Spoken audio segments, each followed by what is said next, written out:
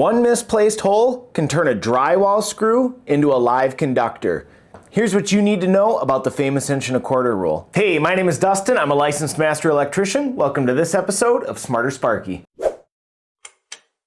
Electrical wiring is typically installed within walls because it's cheaper, it's safer, and it looks nicer. Once wires are installed in the wall, we install a wall covering, and this is where problems can begin if we're not careful where we put the wires within the wall. Screws that support the wall covering can easily penetrate our conductors, causing unsafe conditions or even short circuits. There are actually two different sections in the code that aim to mitigate this hazard. In the 2026 NEC, that is section 300.6A1, and in the 23, that's 300.4A1. And this section reads as follows. In both exposed and concealed locations where a cable or raceway type wiring method is installed through bored holes in joists, rafters, or wood frame members, holes shall be bored so that the edge of the hole is not less than 1¼ inch from the edges of the wood member. This means around a stud, there is an 1¼ inch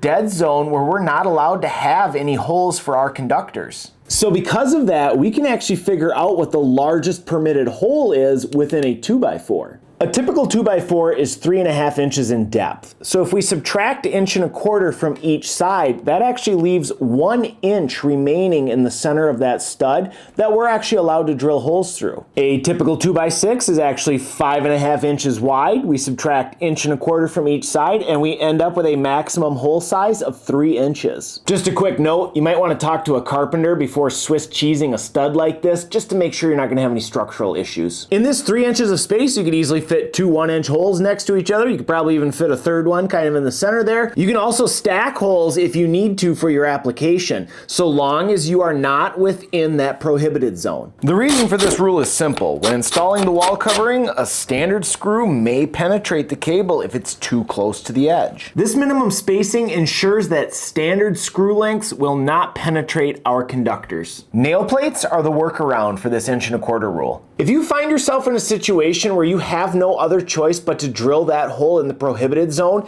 you certainly can, but you need to protect that hole with a nail plate. Nail plates have these sharp points on them that act as nails, and they're simply pounded into the stud. And as we can see, that nail plate is protecting that hole, and now if a screw tries to get screwed in there, they're going to have a real hard time screwing a screw in that piece of steel. Various other styles of nail plates exist, such as clip-ons or stick-ons. And according to the code, they have to be at least a 1/16 of an inch thick. If a sheetrocker hits a nail plate while trying to drill in a screw, it indicates to them that they need to drive that screw somewhere else. Same thing if we need to drill a larger hole in a 2x4. Here is a 2-inch hole drilled in this stud, whereas the maximum size is a 1-inch. This is no problem if we protect it with nail plates. Now these nail plates are about the same size as the hole, so I would actually use slightly larger nail plates just to make sure I am able to cover that entire range of the hole.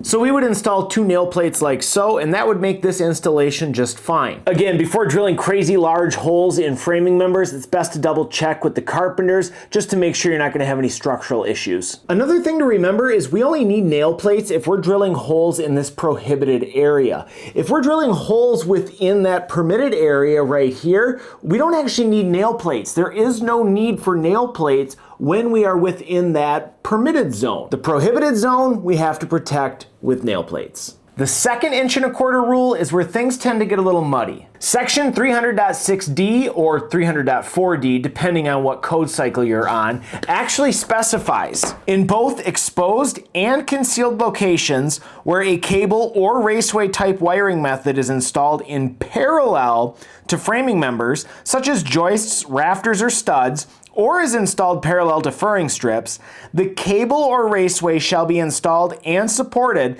so that the nearest outside surface of the cable or raceway is not less than 1¼ inch from the nearest edge of the framing member or furring strips where nails or screws are likely to penetrate. This means that when we run our cable down the stud, we have to maintain that 1¼ inch spacing from the nearest edge of that stud. If we need to staple within that prohibited zone, we actually have to protect that cable with nail plates.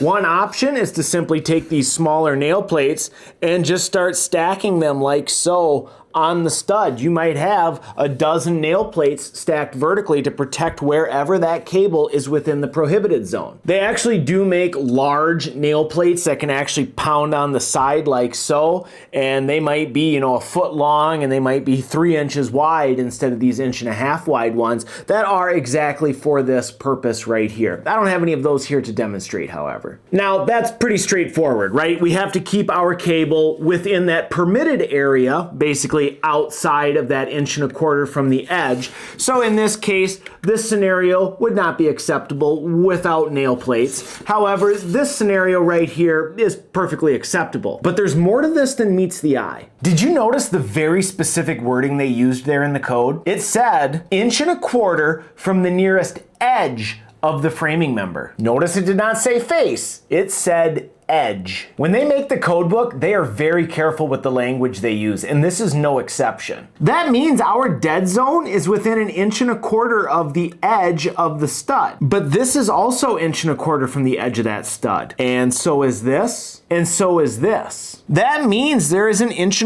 radius from the extreme edges of the studs that fall within that no-go zone as well. Of course, this is doubled up because we have 2 faces of the stud here. So from the bottom of this stud all the way to the top of this stud, we are not allowed to have any conductors within this 3-dimensional space either. Normally this radius isn't a problem, but it becomes one in certain situations. One such condition is where we install a deep box in a 2x4 wall. Notice how this no-go radius actually intersects with that closest knockout. This actually makes it so we cannot use the closest knockout in this situation and forces us to come to this farthest knockout from the stud. Just to illustrate, even if we were to bring that cable down within the permitted area and dove it off and went into this first knockout, we're still going to be intersecting that radius that goes from the bottom of the stud all the way to the top of the stud with our cable here, and we're not allowed to be in that area.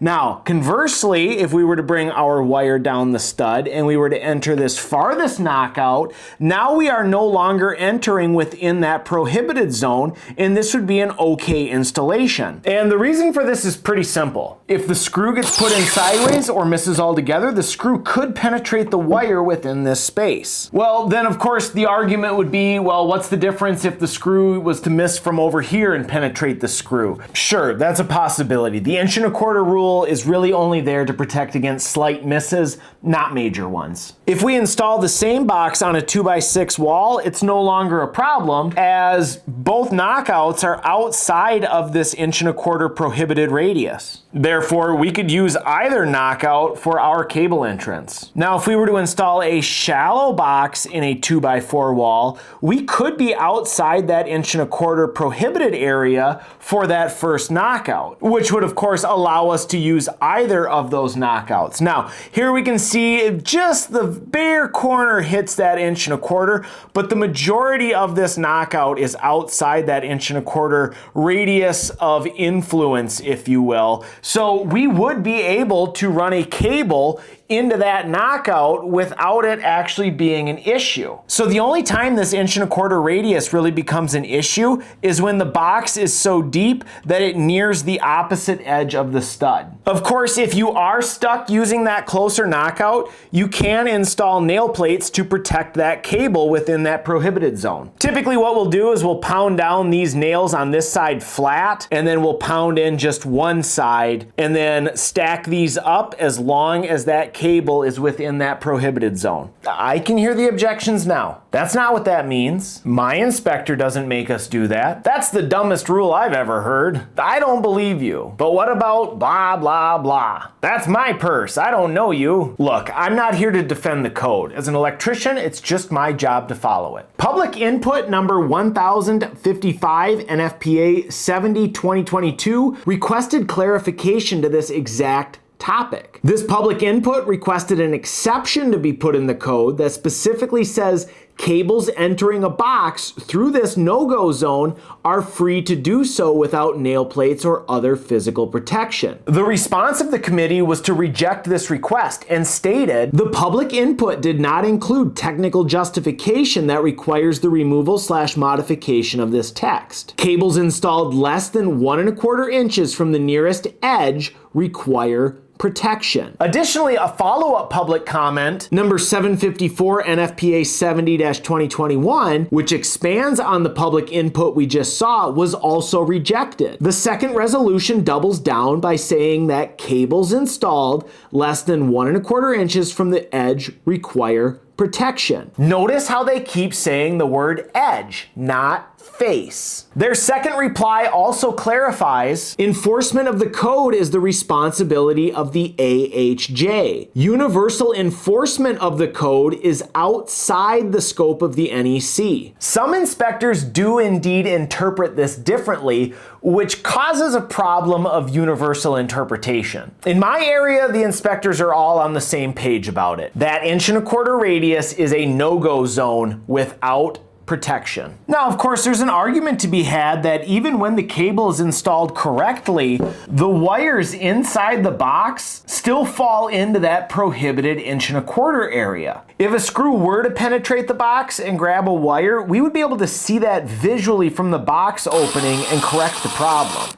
The 1¼ spacing is to minimize the chances of a screw getting ran into a conductor that's hidden inside the wall. If a screw gets ran into a box, it's not hidden, and we're going to be able to see that and correct that problem. If this is such a problem, why haven't manufacturers fixed this? Remember, this is only a problem in certain situations. We saw in the 2x6 wall, it wasn't a problem. We also saw that if we used shallow boxes in a 2x4 wall, it's also not a problem. It's a situational problem for deep boxes near the back edge of the stud. So really, there's no problem here for manufacturers to solve. Wall-mounted TVs pose a problem as well, but with a little bit of careful math, we can actually calculate the maximum length of screw that we can safely run into a wall and stay within that 1¼ area in the stud. It does happen from time to time that a TV bracket or a shelf bracket can penetrate a conductor within the wall, resulting in a service call. What about a situation like this where there's a concrete wall behind the studs? In this case, we wouldn't have to worry about that closest knockout because the code says we only need to worry about that 1¼ rule where it is likely that screws will penetrate from the back. If we're not installing sheathing on the back side of this wall, there's not going to be any screws there to penetrate. So if we're not installing sheetrock on the back side of this wall, we can actually use that closest knockout because it is not likely that screws will penetrate. The 1¼ rule though still does apply from the front of the stud. Here's the thing, as electricians, we don't always have to agree with the code. It is our job, however, to follow it. If we don't like it, we can actually submit changes to the NFPA for them to consider for the next code cycle. We would need to prove that our proposed change would make for a safer installation, which is exactly why the 2 public inputs we saw earlier were rejected. How would adding an exception to the code to allow this conductor to enter in the nearest knockout without nail plate protection be a safety improvement? It wouldn't. Remember, there are 3 facets to the 1¼ rule. The edge of our hole through our framing members must remain at least 1¼ inch